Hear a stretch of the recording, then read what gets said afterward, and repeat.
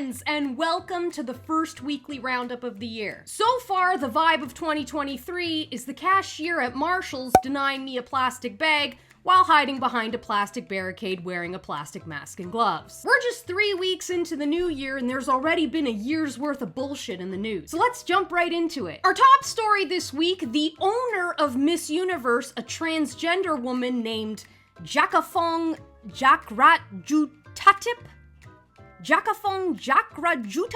What? Looks like her name identifies as the thing that happens when your cat runs across your keyboard. Anyway, Jakafong is under fire after giving a very strange speech at the world-famous pageant this weekend. The Miss Universe organization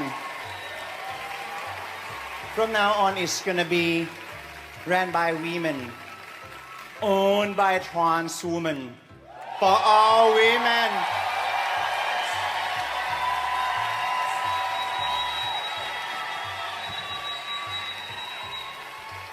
For all women really around the world to celebrate the power of feminism. Wow. Takes a lot of balls to say all of that. Can we just go back to the days when Miss Universe was about being a beautiful woman with the personality of a wet towel? Recent polls have shown a fifth of Americans can't locate the US on a world map. Why do you think this is? I personally believe that US Americans are unable to do so because some people out there in our nation don't have maps. Can't locate America on a map, that's nothing. We got grown adults out here who couldn't spot propaganda if it staged an elaborate photo op right in front of them. Greta Thunberg, who looks like she's been eating a lot more than soy burgers and cricket soup as of late, was arrested during a protest over German coal mine expansion. Here's a clip of her violent clash with European authorities. Famous Swedish climate activist Greta Thunberg has been forcibly removed by German police after participating in a protest near the village of Lützerath. It's being bulldozed to expand a controversial lignite mine. Like other participants, Thunberg was dragged away by police officers.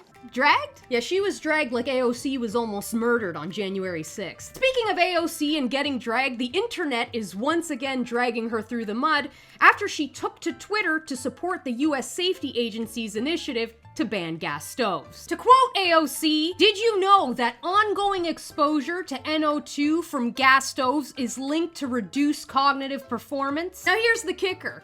AOC owns a gas stove herself. Of course, in true AOC fashion, she took zero accountability for her hypocrisy and hopped on Instagram to mock her critics by claiming the only reason she uses a gas stove is because she rents. The Republicans are having a full-on meltdown. They're like, you can't ban gas stoves, you have a gas stove. Guys, there is a saying in Puerto Rico, and it goes, la camionista les duenas pensamientos a la quila, which loosely translates to the communist does not own her thoughts, she rents them. Guys, relax, I'm not coming for your stove! Now, consumers who want to switch from gas to electric ranges could get some help from the massive climate spending bill signed into law in August. The Inflation Reduction Act, passed in 2022, included provisions for a rebate program to help households make the switch from gas to electric stoves. Depending on your situation, you can score a rebate of up to $840 on a new electric stove purchase. I would hope that people wouldn't trade their future potential to access cooked food and heat in a government-planned power outage for a measly $840, but I watched people trade their souls last year for a double cheeseburger and fries, so I try my best not to make any assumptions. If this is appealing to you, just think of this when you think of vaccination. Vaccination. Try as I might, though, it still happens from time to time. Like, for instance, I made a lot of assumptions when I saw this 22-foot statue erected in Boston. I mean, at first and from this angle, I thought it might be a statue of a woman receiving oral pleasure. But then I saw it from this angle, and I thought, that is clearly a statue of a man holding on for dear life to his uncircumcised flaccid penis. I was so intrigued that I had to look it up, and this is what I found out. The 22-foot tall, 19-ton bronze sculpture unveiled last Friday in Boston, The Embrace, depicts two pairs of arms wrapped in a hug, those of Martin Luther King Jr. and his wife, Coretta Scott King. It's a detail pulled from a famous photo of the couple embracing, and to the artist Hank Willis Thomas, a representation of how their love catalyzed a mass movement that changed the world. Ah yes, how fitting. The love of a man who routinely cheated on his wife with hookers and joyfully watched as his friend raped a woman was the catalyst for the current world we live in. A world where your husband will stand by you even after you have sex with not one, not two, but 6 other men. The husband of a Tennessee police officer fired for having sex with 6 of her co-workers is standing by his wife, the Daily Mail reported Friday. Jedediah's wife, Officer Megan Hall of Laverne, Tennessee Police Department, was fired after allegations emerged she engaged in sex with co-workers, sent them nude pictures, took off her top at a Girls Gone Wild theme hot tub party, and performed oral sex on 2 fellow officers while on duty. So this is why it took cops 4 hours to get to my house after I was robbed. I don't know how he's doing it.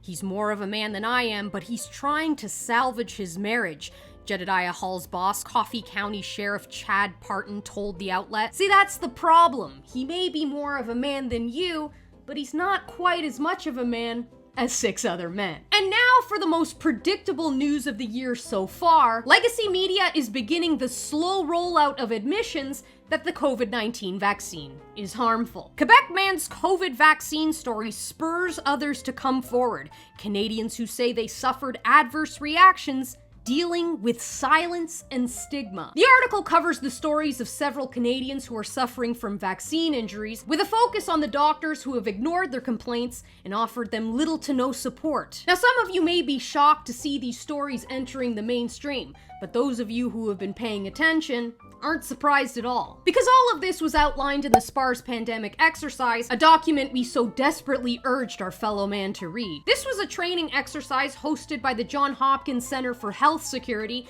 that outlined the entire pandemic from start to finish. So according to this document, how does the pandemic end? It ends 3 years after it began, with Chapter 18, titled Acknowledging Loss. President Archer agreed to address the country's resolve and recovery in the face of SPARS. Top risk communication advisors from the CDC, FDA, NIH, and SAMHSA conferred as a group about how best to frame the president's remarks. The group vigorously debated whether it was appropriate for the president to acknowledge the sacrifice that vaccine recipients had made on behalf of their communities, or to console them in their grief over that sacrifice. So on the 4th year of the pandemic, our leaders will acknowledge that those who got vaccinated made a sacrifice by injecting themselves with poison, and they'll debate whether or not they should publicly address it. So if you thought the angry mob was angry when they believed their freedom depended on your vaccination status, just wait till they find out you won't be joining their suicide pact. Alright guys, that's it for me today. If you like this video, please don't forget to like, comment, and subscribe, and check out these other videos from my channel. I will see you all next Friday for the next weekly roundup. Bye!